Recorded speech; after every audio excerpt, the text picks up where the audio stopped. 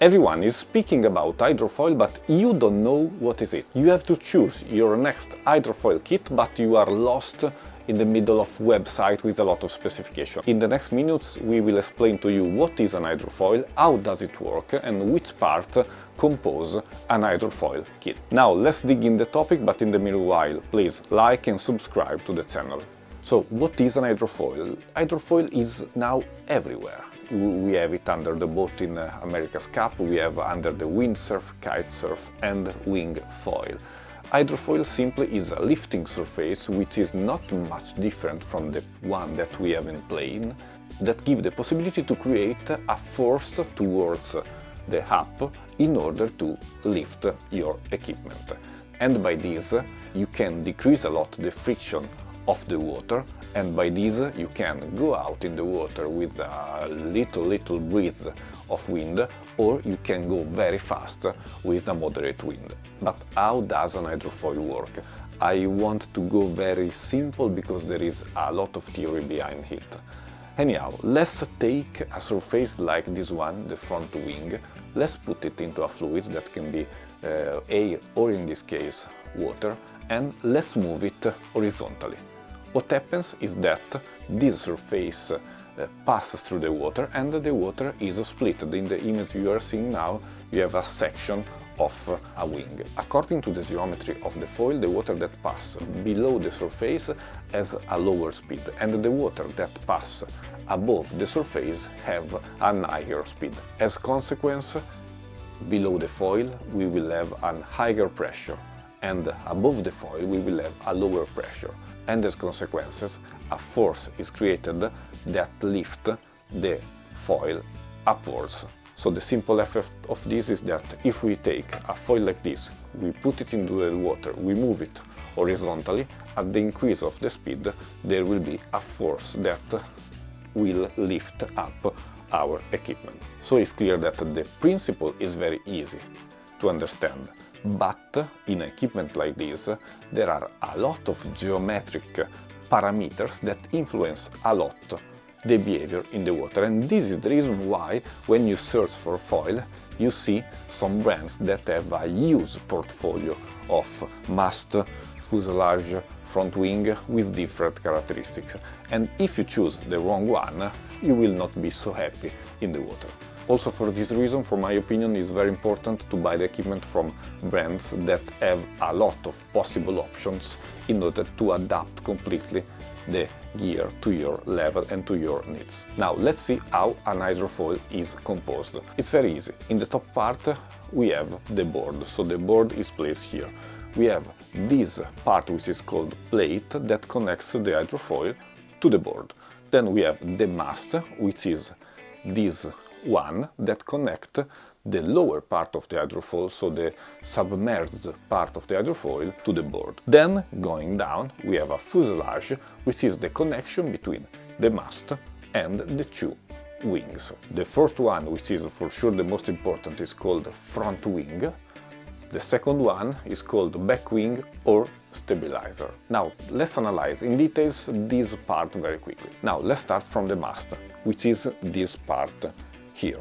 There are mainly two types of mast, the aluminum mast and the carbon mast.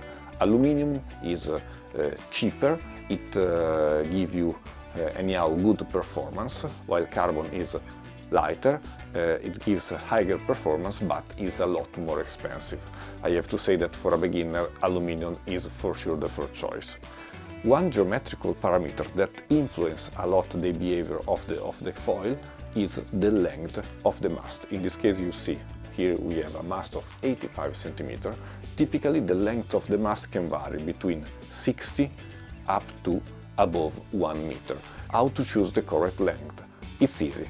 If you go out in the calm water like lakes, you could use a shorter mast, like for example a 60 cm. Moreover, the shorter mast is better for the beginner because it's easier to learn, and if you start flying on a shorter mast, you have less fear to fly because you are more next to the water. While if you start using a higher mast, when you start flying, you see a huge distance between you and the water. A higher mast instead is better if you go out in the water with some chop, with some waves, because in this way you fly higher compared to the water, and also if some waves arrive next to you, you have less probability that the waves will touch the boards. In this case I have an 85 cm mast. This is the mast that I use the most, and in my opinion is not too high as a starting point. I learned wingfoil with an 85 cm and I am very happy about it. The mast is connected to the board by the plate. You have several kind of plates, and it depends from the boards that you are using. If you go out in windsurf, most probably you will have a tuttle or deep tuttle fin box. If you go out in wingfoil, like mainly me, you have much probably a plate compatible with the US box rail fin box. Going down, stabilizer, this part here typically is made in aluminium, and the shorter it is, the more reactive will be the foil. The longer it is, the more stable but less reactive it will be the hydrofoil.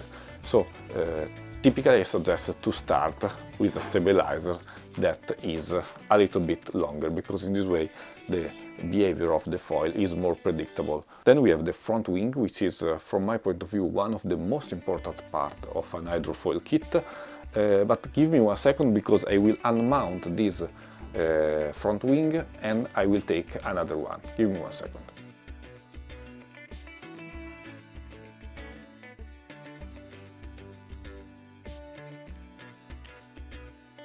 Okay guys, here I have two different front wings. Which is the first difference you notice is the size, so the area. In this case here I have a very big wing. It is a 2000 square centimeter foil from F4. In this case I have a 1400 square centimeter. The biggest is the area, the greater will be the lift. So in this case this wing will have more lift than this one. It means that if we go out with a very low wind, like 8, 9, 10 knots, it's much easier to fly with a wing like this. But if the wind will pick up, I will suggest to change wing and to go with this one. Anyhow, if you are a beginner, especially in the wingfoil, I suggest a lot to start with a big wing, and step by step, when your skill of pumping will improve, you could decrease the size and go out with a wing like this. In this case I have both of them, because I can mount all the wings from F4 on the same hydrofoil kit. Another very important parameter when you choose a front wing is the aspect ratio. It's a number, and you can calculate it taking the wingspan and dividing it by the chord. It means that a lower aspect ratio means a wing which is more squared, and higher aspect ratio means a wing which is more stretched. The aspect ratio is very important because it changes a lot the behavior in the water.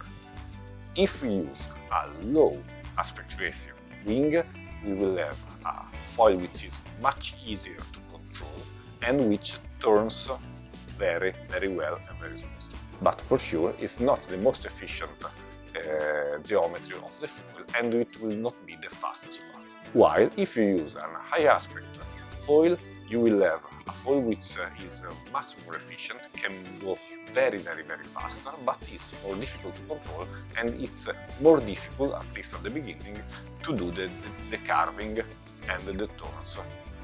If you are a beginner, I suggest to start with a low aspect ratio foil, and then step by step to go towards the high aspect one. Also for this reason it's very important that you choose an hydrofoil brand or an hydrofoil kit that give you the possibility to exchange the wings according to your profession.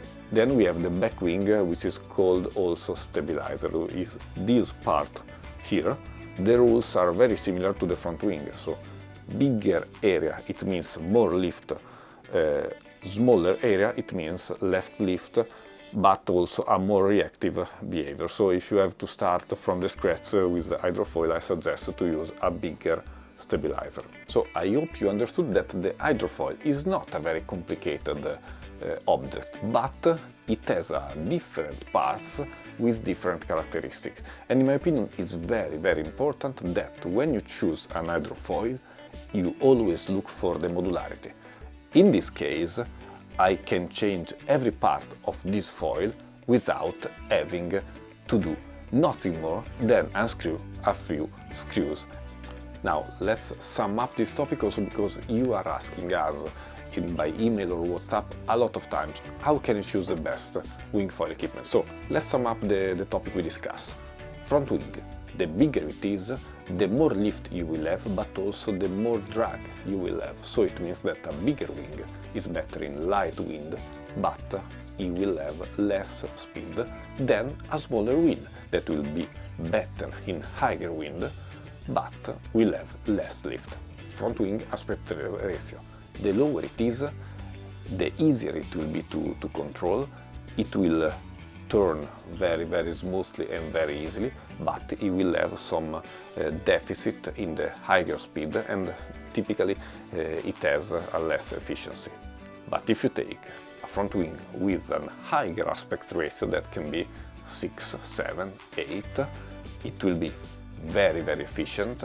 It will go upwind better, but it will be more difficult to use and it will be more difficult to make the turns. And this is also one of the reasons why typically in the surf foil you will have a lower aspect ratio. Then the fuselage. The longer it is, more stable behavior, shorter it is, more reactive behavior in the water. Mast length, it depends from the water condition when you go out. If you go in the lake, you could also use a very short mast, for example 60 centimeters. If you go in the water, I suggest to use an 85 or more mast.